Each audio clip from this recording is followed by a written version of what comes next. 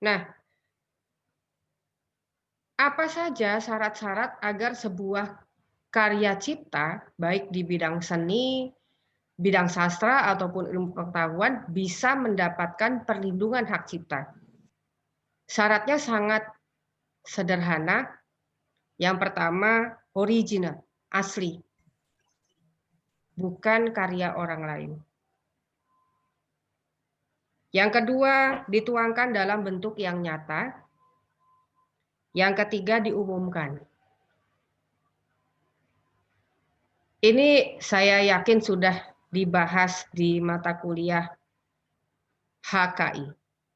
Makanya saya mau tanya salah satu mahasiswa,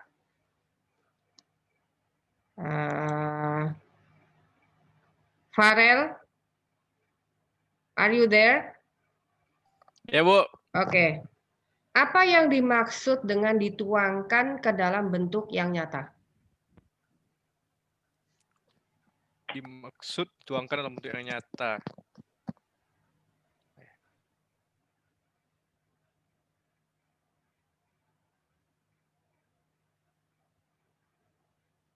Farel lihat catatan HKI dulu. Kalau sudah ketemu belum?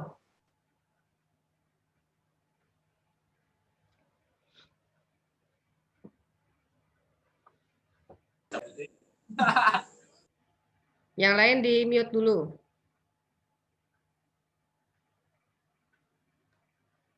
Farel menghilang.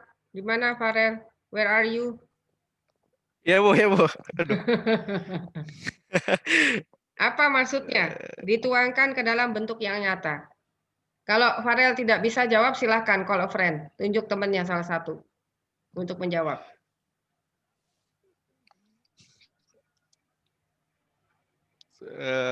Ya, saya tunjuk ya, Bu. Ya, Saya tunjuk Zulfana aja, Bu. ya baik. Ya. Zulfana, silahkan dijawab. Zulfana jangan dendam sama Farel, ya. Ini tidak ada sangkut pautnya. Nanti next session Zulfana bisa nunjuk Farel lagi, ya. Oke, silakan.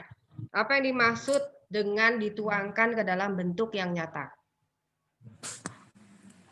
Bu, sebenarnya HKI belum sampai hak cipta sih, Bu. Baru sampai merek. Jadi saya nggak tahu ya, Bu.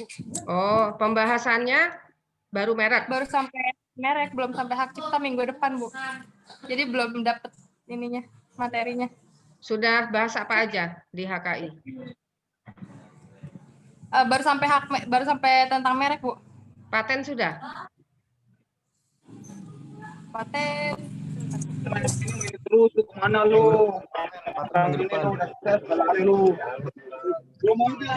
Yang lain di mute. Aduh, Dari mana? kok jadi di mute? Yang lain di mute. Teddy, mute dulu Teddy. Di mute. Ini nanti karena halo, di mute dulu. Bos, mute bos. Kapan anjing? Bu, Teddy.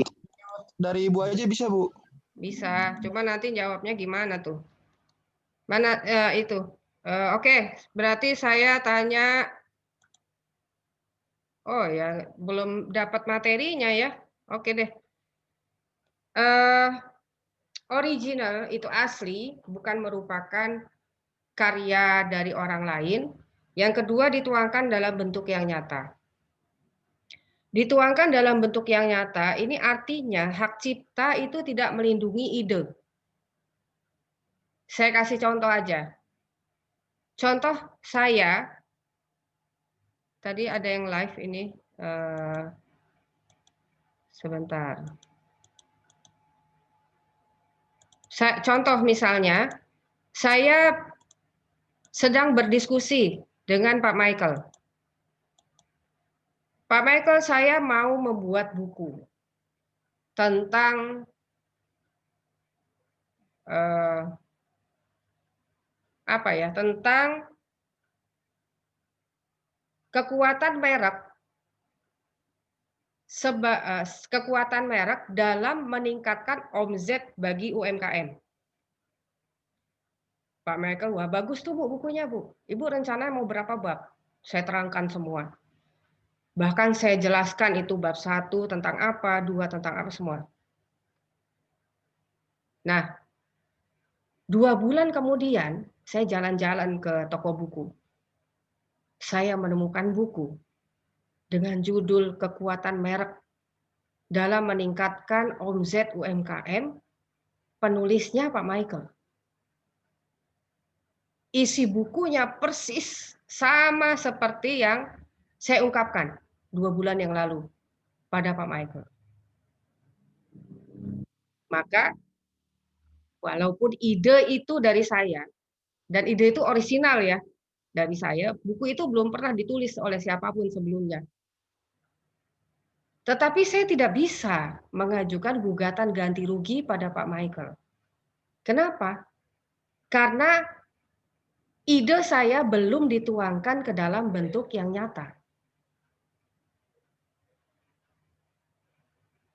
Jadi syaratnya itu harus dituangkan ke dalam bentuk yang nyata.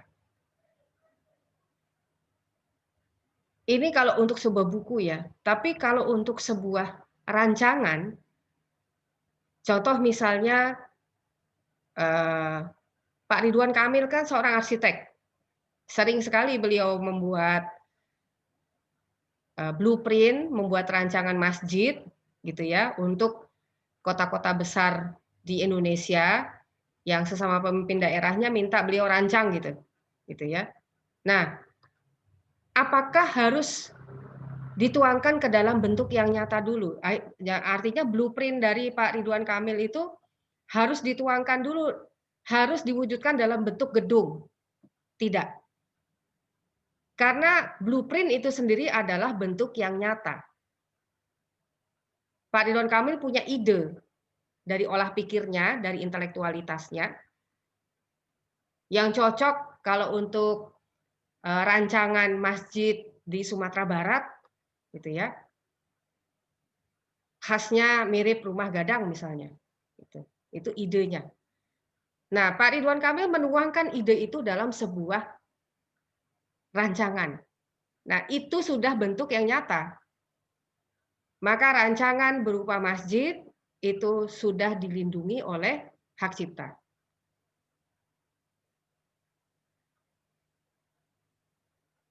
Mudah-mudahan bisa dimengerti ya perbedaannya ya.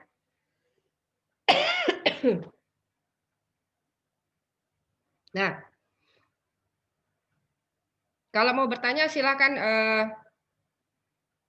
di chat juga bisa. Ini saya buka chatnya. Nah, diumumkan. Mudah bagi buku ya untuk memperoleh syarat diumumkan. Ya diumumkan itu kalau sudah mendapatkan ISBN,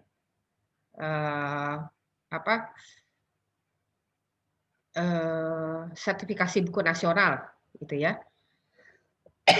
Bagaimana kalau karya ciptanya berupa lukisan? Seperti apa diumumkan? Bagaimana kalau karya ciptanya itu sebuah seni fotografi? Syarat diumumkannya seperti apa? Sekarang sudah tidak perlu repot-repot lagi.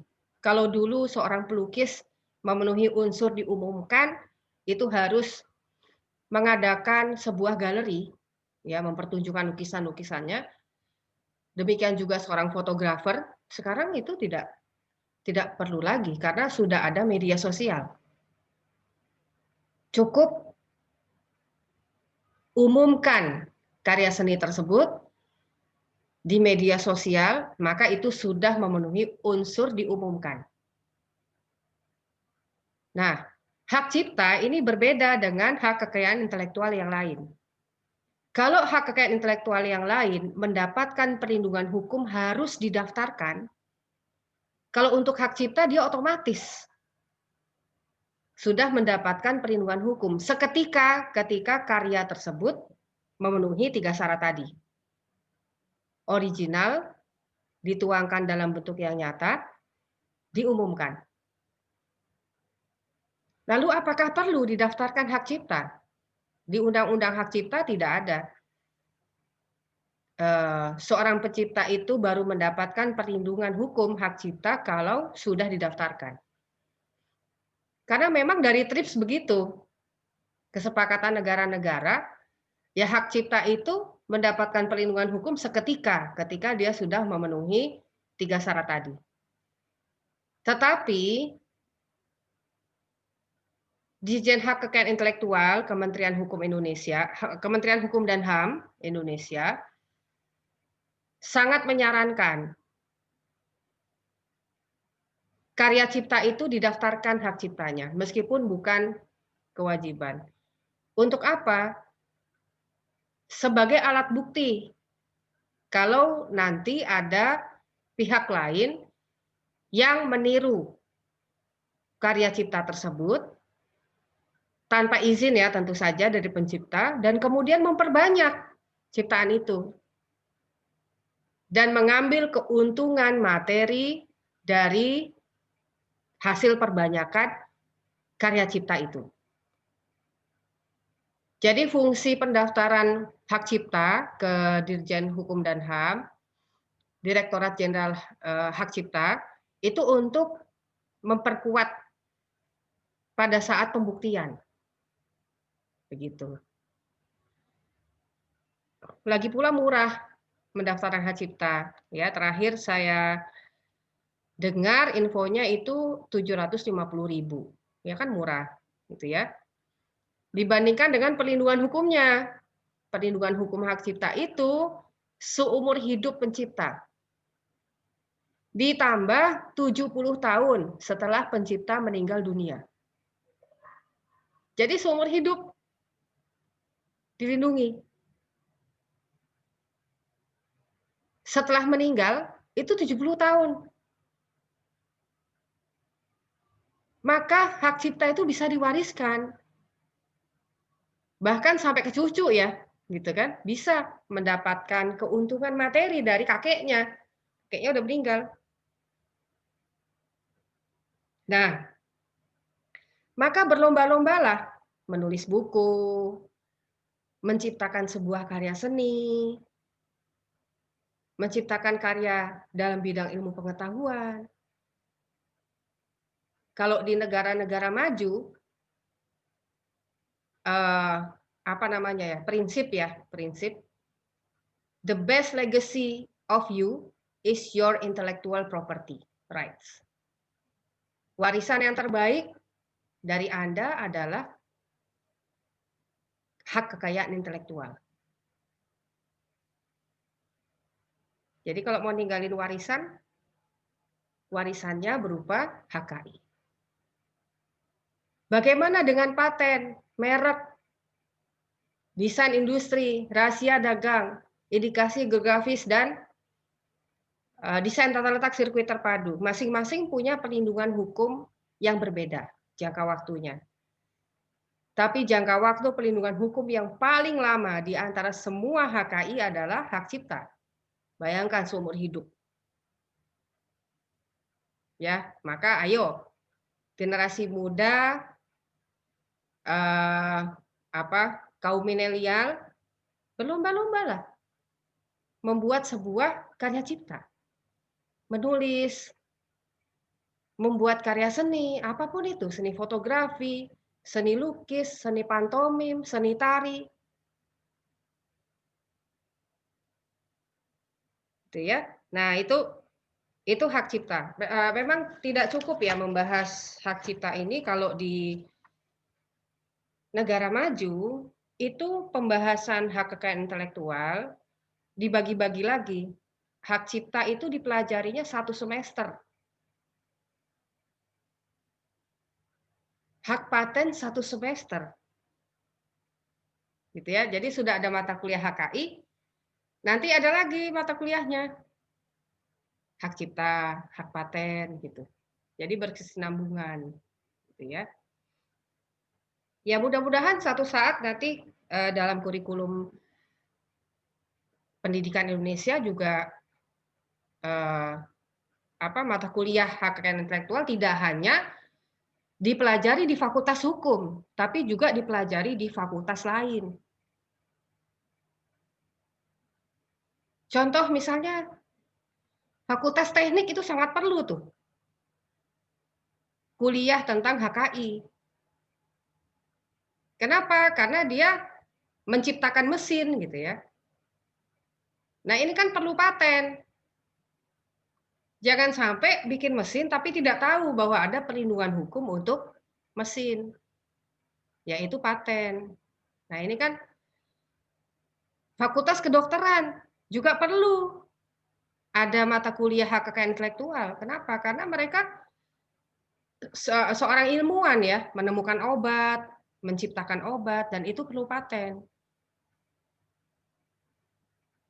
Nah, ini sama seperti mata kuliah kewirausahaan, itu kan ada di semua fakultas. Di fakultas hukum kan juga ada ya kewirausahaan. Kenapa? Karena Kemendikti itu kompetensi akhir mahasiswa ini adalah menciptakan usaha, menciptakan lapangan kerja. Makanya di setiap fakultas nggak peduli itu fakultas hukum, FISIP, gitu ya, semuanya ada mata kuliah kewirausahaan. Nah, kenapa tidak dengan HKI? Jangan hanya ada di fakultas hukum. Karena semua orang butuh HKI. Semua orang punya potensi untuk menjadi pencipta. Semua orang berpotensi untuk menjadi penemu. Bu Nisa, penemu itu kan harus perlu lab, bikin obat. Tuh, jangan jauh-jauh. Kita ke paten ya, sekarang ya. Nah, paten, ini lain lagi. Syarat untuk mendapatkan perlindungan paten. Objek pengaturan paten adalah penemuan di bidang teknologi. Tapi jangan berpikir jauh-jauh dulu teknologi. Wah, ini yang rumit-rumit teknologinya. Bukan juga. Syaratnya tuh sederhana, gitu ya. Cuman karena namanya paten, kemudian terdengar canggih gitu ya. Wah, ini berarti harus perlu lab. Harus seorang ilmuwan. Tidak juga. Kebanyakan penemu paten itu ibu rumah tangga loh. Penemu mesin cuci, ibu rumah tangga. Penemu pampers, ibu rumah tangga. Penemu peniti. Peniti, ini ya saya pakai ini. Ini kan udah invensi beberapa kali, jadi ada pemanisnya ya. Peniti yang asli, yang sampai sekarang masih ada, itu ibu rumah tangga penemunya. Kok sederhana betul ya paten, memang begitu. Jadi paten itu ditemukan oleh hasil olah pikir manusia sebagai solusi dari sebuah masalah. Nah, masalah itu biasanya ditemukan dalam kehidupan sehari-hari.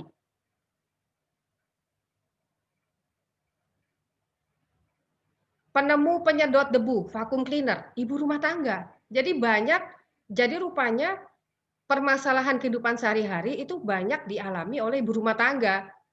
Nah, ibu rumah tangga ini berpikir keras gitu ya. Ini bagaimana sih supaya saya sempat mengerjakan yang lain, pekerjaan rumah yang sangat banyak, tapi tidak bolak-balik mengganti popok anaknya gitu ya. Nah, dia ciptakan itu pampers. Nah, itu kan luar biasa tuh. Ya, peniti, ibu rumah tangga semua. Cuman perlindungan hukumnya memang tidak selama hak cipta. Kalau teknologi ini perlindungan hukumnya hanya 20 tahun. Untuk paten biasa, untuk paten sederhana 10 tahun. Bisa diperpanjang 10 tahun. Setelah itu tidak bisa diperpanjang lagi. Nah, ketika sudah tidak diperpanjang lagi, sudah tidak bisa lagi diperpanjang, maka penemuan tersebut menjadi milik umum. Artinya apa? Semua orang boleh memproduksi. tanpa harus minta izin dan tanpa harus membayar royalti kepada penemu. Ya sekarang kalau mau bikin peneliti dalam skala besar, dalam skala industri besar, ya tidak perlu lagi minta izin dan membayar royalti kepada penemu karena perlindungan hukumnya sudah habis. Demikian juga obat. Perlindungan paten untuk obat itu 20 tahun, udah diperpanjang nih. 10 tahun. Udah itu tidak bisa lagi diperpanjang. Maka obat tersebut, formula obat tersebut menjadi milik umum. Yang boleh diproduksi tanpa harus minta izin dan tanpa harus membayar royalti kepada penemu obat. Nah, obat-obat yang sudah habis perlindungan hukum patennya, kemudian bisa diproduksi secara massal oleh Dinas Kesehatan negara-negara anggota WIPO tanpa harus membayar royalti kepada penemu obat, itulah obat generik.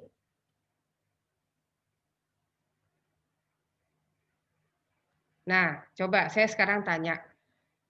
Ini yang kelihatan di sini Pak Huda. Ya, Pak Nurul Huda. Hadir Pak Nurul Huda.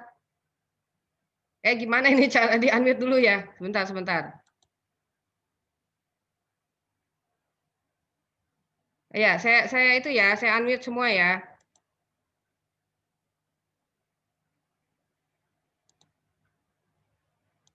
Oke. Ya, Pak Huda. Siapa yang mau tanya nih, Fahri? Sebentar ya, Fahri ya. Iya, Bu. Ya, Pak Huda. Dari penjelasan tadi, menurut Pak Huda, kualitas obat generik itu sama atau tidak sama dengan kualitas obat paten? Ya, berdasarkan pengalaman saya yang bergaul dengan klinik dan rumah sakit selama ini, itu perbedaan generik dan paten itu hanya di kemasan sih, Bu. Iya. Komposisinya sama. Yes, itu dia. Itu sih. Betul. Apa yang pelajaran yang dapat kita ambil dari sini, bahwa tidak perlu gengsi memakai obat generik. Karena obat generik itu kualitasnya sama dengan obat paten, hanya perlindungan hukumnya sudah habis, itu aja. Contoh obat paten yang perlindungan hukumnya sudah habis, paracetamol, obat turun panas. Ya. Nah, beda harganya memang. Kalau paracetamol satu strip itu cuma 3.000, kalau nggak salah ya, cuma 3.000. Tapi kalau beli Panadol rasa jeruk, itu bisa 30.000. Kenapa? Karena ada invensi baru, ada invensi. Invensinya di mana? Rasa jeruk itu. Jadi kita membayar 27.000 untuk rasa jeruknya. Gitu ya. Nah, itu biasanya anak-anak yang minum. Karena kalau paracetamol memang rasanya getir gitu ya. Nah, itu.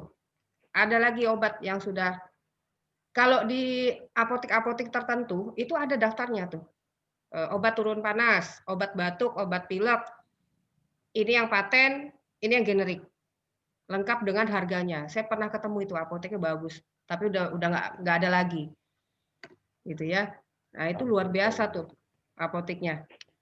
Jadi konsumen dipersilakan untuk memilih, mau generik bisa, mau paten juga bisa. Gitu ya. Ya cuman kalau lagi sakit, kalau teman-teman nengok ya, kelihatan obatnya generik, kadang-kadang gengsi ya. Gitu ya. Kan lebih bergengsi kalau wah ini obatnya obat paten gitu ya. Nah, itu.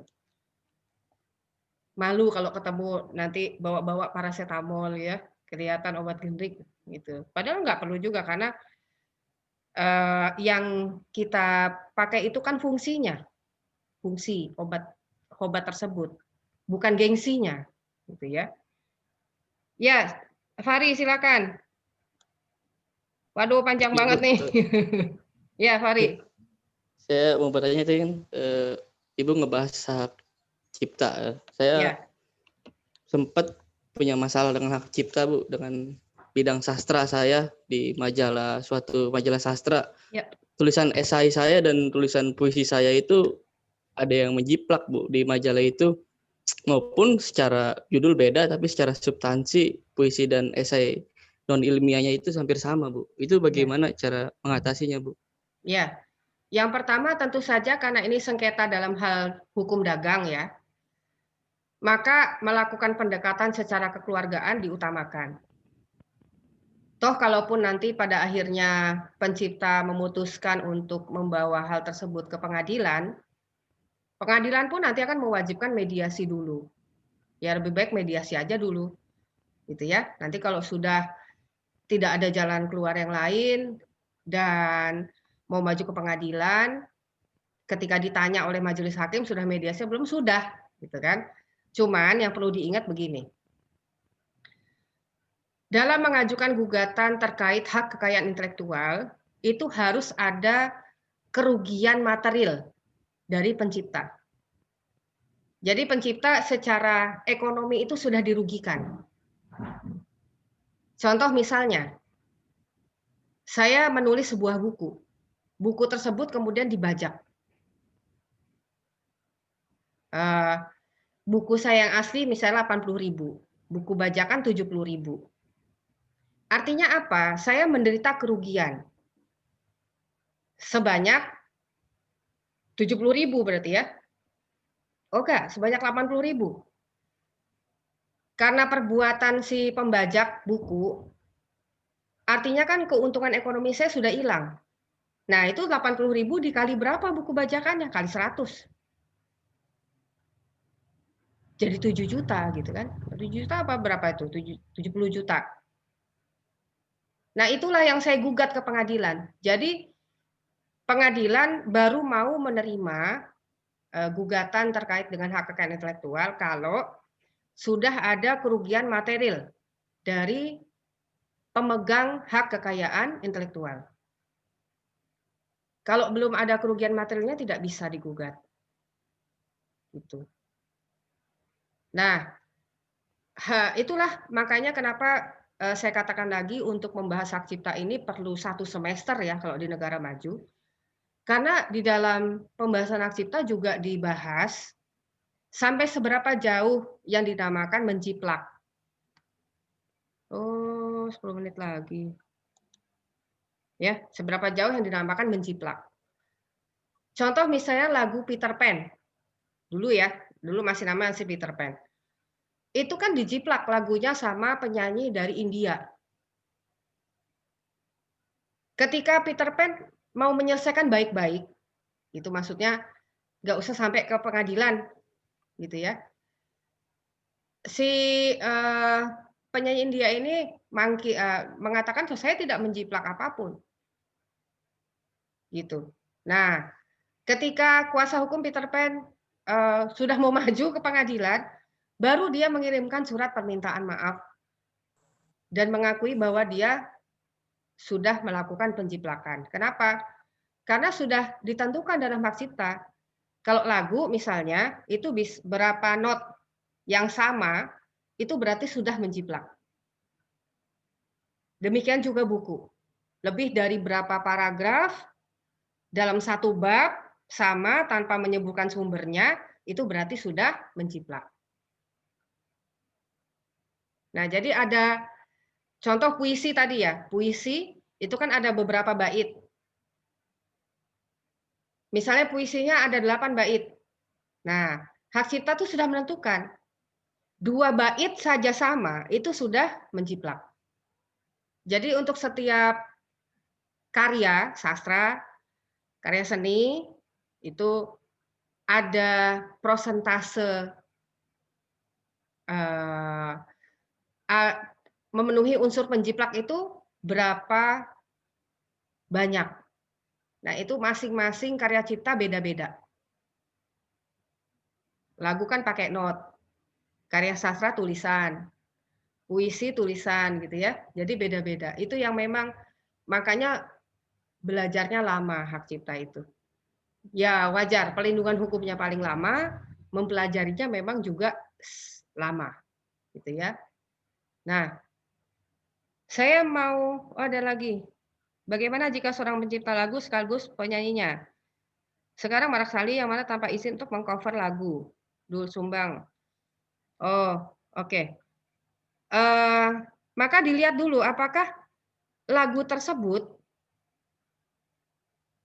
yang megang hak cipta bukan penyanyi ya, tapi pencipta lagu. Ya, ada juga pencipta sekaligus penyanyi gitu, tapi yang memegang hak ciptanya adalah penulis lagu, gitu. Nah, maka dilihat dulu apakah pencipta mana tadi? Pencipta Deddy Dukun, Faris RM, Doel Sumbang, kalau dia menulis lagu, dilihat dulu jangka waktu perlindungan hukumnya. Deddy Dukun kalau nggak salah masih hidup ya, Faris RM masih hidup ya. Nah, Masih Bu, masih. nah berarti dia masih punya hak untuk mendapatkan royalti. Mengcover ini kalau nggak salah merubah lagu ya, kayak Project Pop. Enggak sih Bu, dia menyanyikan ulang mungkin ya. Oh ya nggak Menyanyikan masalah. ulang lagunya. Iya nggak masalah. Iya. Ya. Cuman kan tanpa izin tuh Bu. Harusnya Ya. kan beliau itu mendapatkan royalti atau semacamnya ya. Tapi mereka pas diwawancara ini nggak sama sekali dapat royalti Bu. Gitu. Deddy Dukun pencipta lagu sekaligus penyanyinya. Iya, berikut Faris RM pun juga pencipta lagu dan penyanyinya Bu. Iya. Kalau dia menyanyikan lagu apa yang dia ciptakan ya tidak ada kerugian apapun dari sisi material kecuali lagunya Faris RM, lagu yang ditulis oleh Faris RM dinyanyikan oleh orang lain atau lagu tersebut diputar di restoran tertentu. Tapi tidak bayar royalti, sementara Faris RM masih hidup. Dia punya hak itu mendapatkan royalti. Saya contohkan begini. Tahu Inul Vista ya, tempat karaoke? Nah, Iya Bu. Inul Vista itu tidak bisa menjalankan bisnis kalau tidak ada lagu. Artinya apa? Dia memperoleh keuntungan materi itu dari hasil karya cipta orang lain. Maka dia harus bayar itu royaltinya, gitu ya. Tidak rumit. Kenapa? Karena semua pekerja seni, gitu ya, penyanyi, pencipta lagu bukan penyanyi ya, pencipta lagu itu sudah sudah menyerahkan pembagian royalti itu ke Yayasan Karya Cipta Indonesia. Jadi kalau ke Yayasan Karya Cipta Indonesia itu udah ada paketnya gitu. 100 lagu itu berapa bayarnya? 50 lagu pop, 50 lagu jazz. Jazz kan bukan jazz ya lagu ya. Nah, itu berapa? Kalau campur gimana barat sama Indonesia itu berapa? Itu harus bayar. Kecuali lagu itu penciptanya sudah meninggal dan sudah lewat jangka waktu 70 tahun. Contohnya misalnya Mozart atau Beethoven, itu kan udah 200 tahun yang lalu. Ya boleh-boleh aja diputar dimanapun tanpa harus bayar royalti. Tapi ingat, tidak boleh merubah karya cipta pencipta. Jadi nggak boleh misalnya, loh Beethoven sama Mozart kan sudah habis jangka waktu perlindungan hukumnya. Berarti boleh nih saya bikin jazz. Ini kan musik klasik. Beethoven dan Mozart. Nggak boleh. Itu melekat hak moral namanya. Hak moral ini adalah hak yang diperoleh oleh pencipta. Pihak lain itu tidak boleh merubah sama sekali. Termasuk ahli waris. Begitu ya. Nah itu jadi ada berapa menit lagi? 3 menit ya. Aduh saya mau nyampein ini nih. Apa lagi nih? Oh ya. Saya mau menyampaikan terkait dengan merek ya sebetulnya ya. Sama desain industri gitu. Udah capek belum? Kalau belum kita lanjut lagi bisa, atau pertemuan berikut saya serahkan sama mahasiswa, atau saya tanya salah satu aja ya, karena kan susah ya ngambil voting kalau daring begini nih. Ya, Bu. Pak, ya Pak, yang senior aja nih, Pak Huda. Pak Huda, gimana? Kita mau Ya, Bu. lanjut atau lain waktu minggu depan? Ya saya perhatikan kan Bu, ini rata-rata kan wajahnya tidak ditampilkan Bu. Ini Ya. menunjukkan pada kelelahan semua sih Bu. Oh ya sudah. Kode kelelahan mereka sih Bu. Iya. Ada dua Iya. kemungkinan. Kalau tidak menampilkan video, Iya. yang satu jaringannya sedang jelek, gitu ya. Jadi kalau lebih lancar jaringan itu kalau videonya memang nggak ditampilkan. Yang kedua ya capek itu tadi, gitu ya. Ya Iya, apapun itu dua-duanya kan nggak bagus ya. Padahal yang saya mau bahas ini membutuhkan fokus yang benar-benar berkonsentrasi, gitu. Jadi Iya. Pertemuan berikutnya masih kita lanjutkan ya dengan apa yang belum dibahas ya? Merek, desain industri, indikasi geografis, dan desain tata sirkuit terpadu. Itu ya. Baik, kalau begitu masih 1 menit lagi. Saya akhiri saja perkuliahan hari ini dengan mengucapkan hamdalah, alhamdulillahirabbil alamin. Alhamdulillahirabbil alamin. Sampai ketemu minggu depan. UTS-nya kapan ya? Kayaknya masih 2 minggu lagi ya Bu. 2 minggu lagi, masih Bu. 2 minggu, oke. Apa tadi? Dengan mengucapkan hamdalah, alhamdulillahirabbil alamin. Saya akhiri perkuliahan hari ini. Sampai jumpa lagi minggu depan. Nasrun minallah wa fathun qarib wa basyiril mukminin. Wassalamualaikum warahmatullahi wabarakatuh. Waalaikumsalam warahmatullahi wabarakatuh. Waalaikumsalam warahmatullahi wabarakatuh.